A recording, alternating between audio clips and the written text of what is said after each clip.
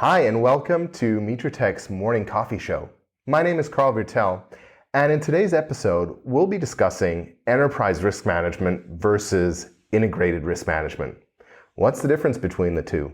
What do they encompass? And much more. So, time to grab a coffee and let's dive right in.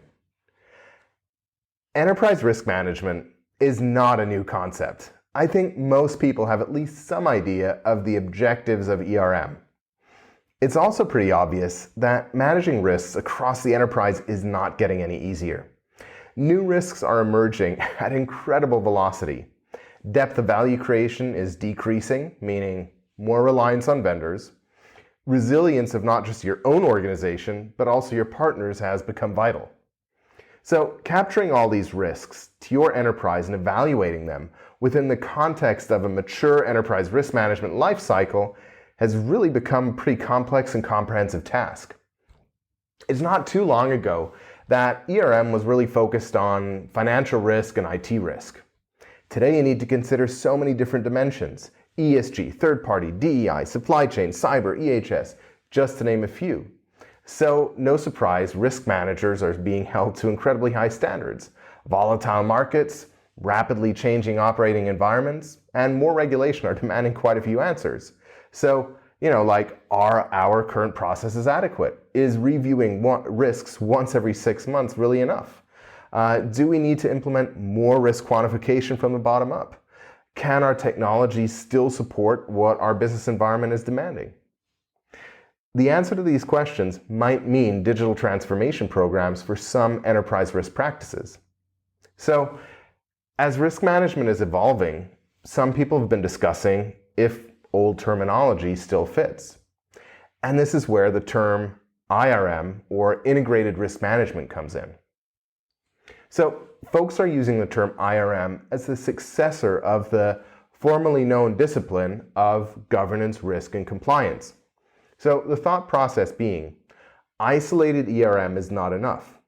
The perceived old view of GRC is not enough. We need to bring people, process, technology together to deliver a more comprehensive and integrated view of an organization's performance and risk. So, IRM solutions should aim to provide a vertically integrated view of risk. So, starting with an organization strategy, expanding to business operations, and ultimately into the enabling of technology assets through a range of solutions. So, IRM has really been defined by two driving dimensions: performance and resilience, and that covers things like digital risk, ESG risk, vendor, quality, BCM, and assurance and compliance.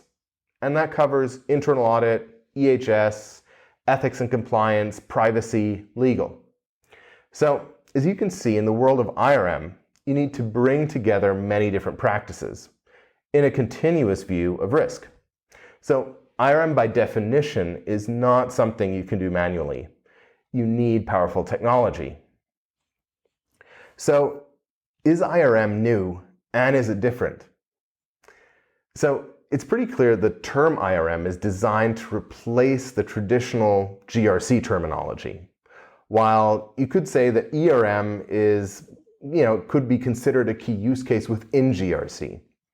So I really like the ambition to broaden the ERM scope, because it really addresses the challenge that risk managers are facing and makes the comprehensive nature of the challenge really transparent. So anyone trying to run a simple manual risk process will never be able to claim to have implemented a real IRM program. So it's certainly a differentiating term. At the end of the day, no matter what you decide to call it, comprehensive modern risk management will deliver your organization transparency, enable compliance, and drive value creation. So, if your organization acknowledges the dependencies between different areas of risk and calls it a governance, risk, and compliance program, or embraces the integrated risk management terminology, the outcome of your program will be the defining factor, not the terminology you use to describe it.